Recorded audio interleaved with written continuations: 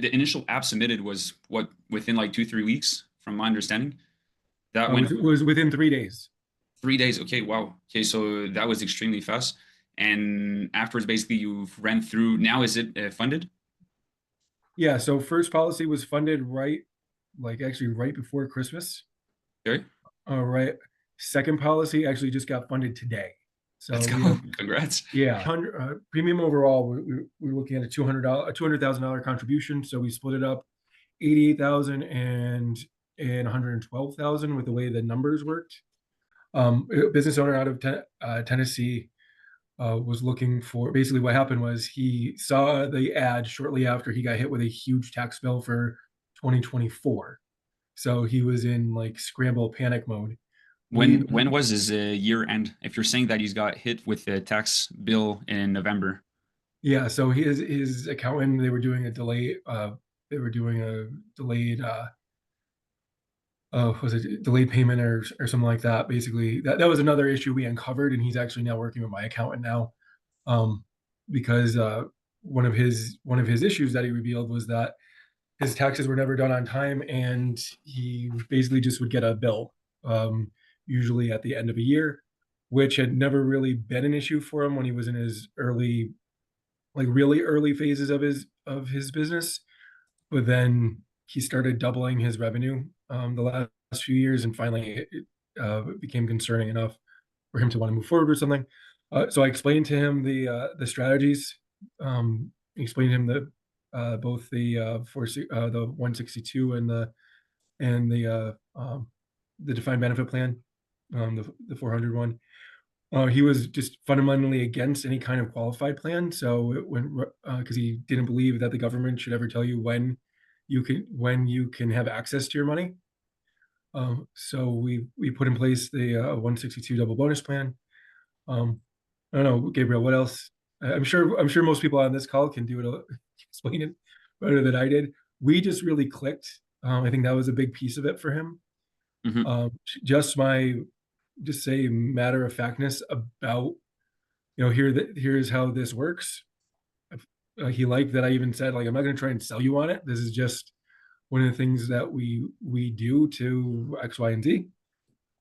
It helped that he and his wife both strongly believe in life insurance. And we talked a lot about that too, how underinsured he was as well.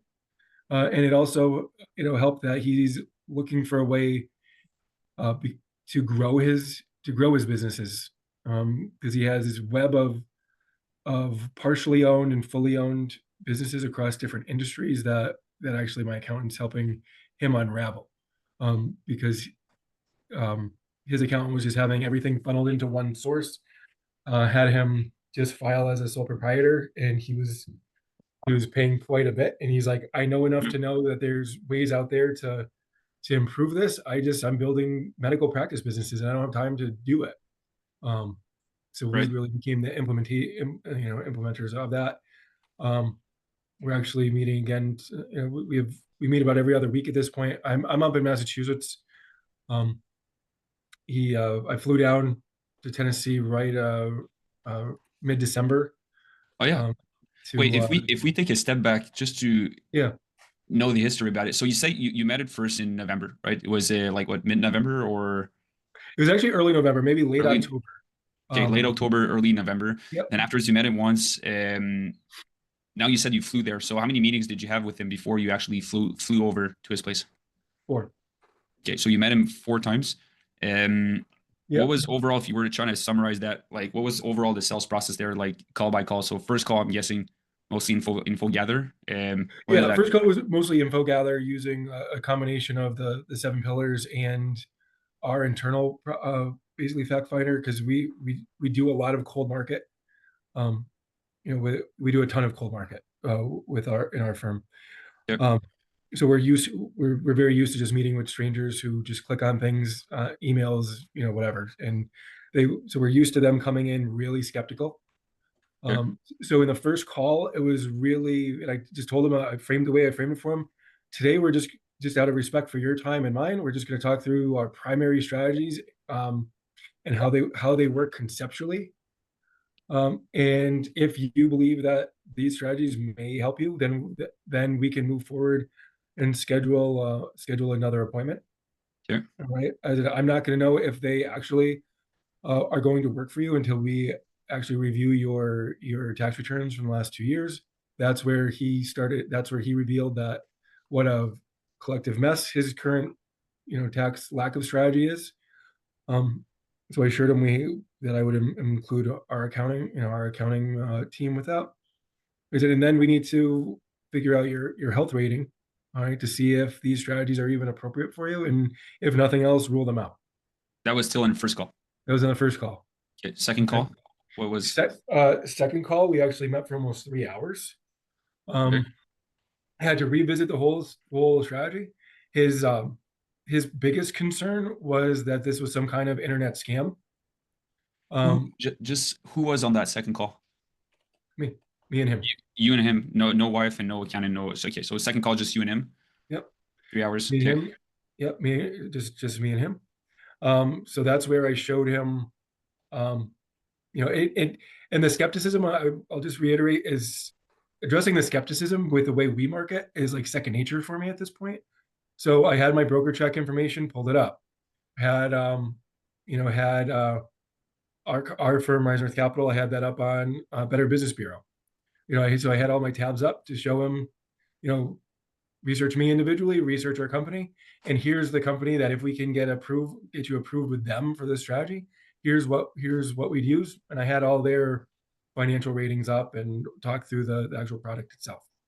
Okay. He at that point, I actually showed him then my accountants, because they're a separate entity. I brought up her website. He actually loved that we went to college together. So he's really that type of, so a big piece of it is just our personalities clicked. Okay. We're growing out our business in much the same way that he is his, through individual partnerships until he can bring it all under one umbrella. And that we're doing a lot of that at Rise North as well.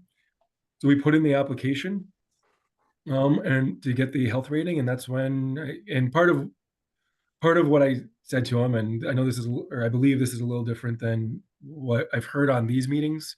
At times, he asked what when he asked what our process is.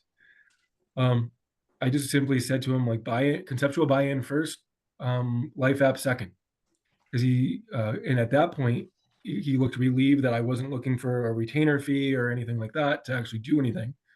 And then he started revealing to me that he's done processes like this before. He's gotten charged retainers for prep work, and they weren't able to produce anything for him, and he was just out as retainer. So I said to him, I said to him that nobody on my team's going to lift a finger until we see a life app. Okay. So, and then second call was mostly conceptual, selling him on concepts, presenting him in like basically trust. Second call was really just validating that this was real. Like third call, what happened was that did you started to present applications on third call? How did that go? No, we completed the application in the second call. Oh, okay. So right there on the second call, completed the application. Yep. Okay. So after you submitted it. So then, interestingly enough, what we went, each of the third and fourth calls, were reconfirming the strategy while all the underwriting was going through. Because even though he was a younger gentleman who on screen looked like the epitome of health, as you all know, when you're putting in a $10 million application, your underwriters are going to, find every hangnail and every issue with the client. But he was very motivated, so he did his paramed the very next day. I got my list of questions, follow-up questions from underwriting, and then we started cementing with my accountant what this was going to look like and how it was going to be implemented. So I think part of it was our personalities clicked and our styles kind of clicked, because he was looking for a long-term partner, and that's where he wasn't going to sign off on anything without meeting me in person and shaking my hand. And so a colleague and I, we went on a 24-hour trip to Knoxville, where at that point met with him. The accountant was on Zoom. She was actually heading out to Florida for vacation, and we had breakfast with the client and his wife. She loved that life insurance was part of the strategy. She loved the living benefits that National Life um, produces or Right. includes in all their. And it really went from there. And now we're discussing. He's setting up a meeting with me and his these other partnerships because like he has some kind of partial ownership in probably 20 different entities. He has 20% here, 100% here, 40%, and I'm just letting him work that out with the accountant. So That's meant. So there's probably a lot of other businesses that will fall down even from that single person, right? that's what I need to be able to close them because Yeah. he's already prepped me. He's like they're a different personality type. I'm like, well, let's just see what they're looking to accomplish in the Yeah. first place. And That's huge. he's already while I was down there, he introduced me to his one key person at this point. Because he wants to be able to retain key people without tying into any kind of qualified plan. So Sure. So basically, so that was great. So basically, the initial app submitted was what within like 2 3 weeks, from my understanding. That it went was within 3 days. 3 days. Okay, wow. Okay, so that was extremely fast. And afterwards, basically, you've ran through. Now, is it funded? Yeah. So first policy was funded actually right before Christmas. Okay, All right. Second policy actually just got funded today. let's So go. we have Congrats. yeah. So because we just structured them differently, and I think part of it, like the example with Pack Life that was just being discussed, where we are what is a super conscious and conscientious about how we structure these things. To many of your points, I work with like a lot of our new representatives who just try to sell these things as like I'm trying to break some of my newest folks of like don't sell, you know, just because you can sell $100 a month IUL, like don't like it's not gonna, how you get when you have like brand new people with a new, hey, this is just like a Roth, but we're trying to train that out of people to avoid that. So Hmm. I had to go with two different strategies, which through the what size were the policies? Yeah, they both we split it up. He wanted to do the premium was 200 premium overall. We were looking at a $200,000 contribution. So we split it up 88,000 and 112,000 with the way the numbers worked. Because one we went with option B, one we went with option A. One, like I said, we've yeah, both National Life Group. Yep. Um, That's great. yeah, and I'll tell you, like I do most of my life business with National Life Group. Um, yeah, I I'm tell you just the living benefit piece, especially once I met his wife, that became it's interesting. The client actually downplayed the legacy aspect of this. From the start, he was really focused on reducing his taxes so he could redirect money elsewhere. Um, so one of these strategies, and we had to stress test it a bunch of times to make sure that we um, could actually funnel around half of it through one of the policies and have him be able to start taking the participating loans early. So that's why we didn't go. That's why we ended up splitting it in two. But yeah, the National Life team and I have a good enough relationship with them where as soon as we submitted the app, I started calling them directly. I'm like, here's the opportunity we have. I was like, this is actually a greater opportunity for you all in advanced markets. Need your help structuring these so we can make it happen. So hmm, yeah. So the second half, like you said, is sure. going to fund this week. That's amazing. And yeah, I think it shows a lot about you when you actually flew in. And there's Ethan also that does that almost every time that he closes a deal over 100K, and that actually takes the airplane, go in, meet people. One cool tip also that he shared is that often for him, he's filming a testimonial in person, which in Oh, the future could be a great thing also. Sometimes I know it can be uncomfortable, but we know now in a world of AI that you can't really know what is real and what is not real. But at the same time, when we see people shaking one next to another and actually talking about testimonials, those can be great value added for future sales to build trust fast into sales processes. So that can be some great things. And yeah, and overall, I think like if you're building that part, like I guess everybody here in the community, it's always the same thing.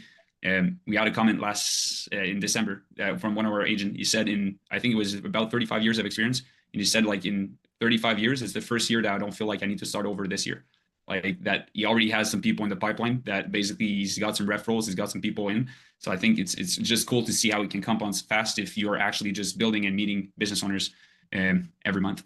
If I were to ask you, RJ, in the next month, and mostly I guess 2026, um, I guess what are you taking away from that experience, and what are you doubling down in this year? What could we wish for you? Well, what I want everybody to wish for me is that I can start closing one of these a month. I mean, that, and if anybody has um, any feedback or suggestions on, I kind of went off of even our own process because just the conversation went that way. Um, um, but I think, what yes, I don't even know. I don't even know. You're One of the good. things that I think I will say, or where I distracted myself of, one of you already said it, doing what's best for the client, because we ended up, just so we're aware, like I ended up min-maxing it, both of them, option being one of them. All right. And having to stress test it several times against um, stopping funding early. I also dropped all the interest rates on it to make sure we were using a rather low interest. So I was showing him ideally worst case scenario. And I also BSB'd the whole thing, which I know it makes a drag on the long term, growth of it. But part of his goals were to be able to have access to his money earlier. So that was how I was able to do that. So yes, it would have been. I mean, we ended up, I think, with about 7 million in coverage after we did all the tweaks to it. If I had just straight up ran it at target, this would have been at 12 million. This would, 12, 13 million, and probably doubled my rate on it. And so yeah, so that's something that somebody said that I'd want to reiterate, that I had to make a lot of tweaks to it to make sure it really met the client's goals, and had a lot of double checking done to make sure that all my projections and scenarios were Right. as close to accurate as we could possibly get them. Let's go.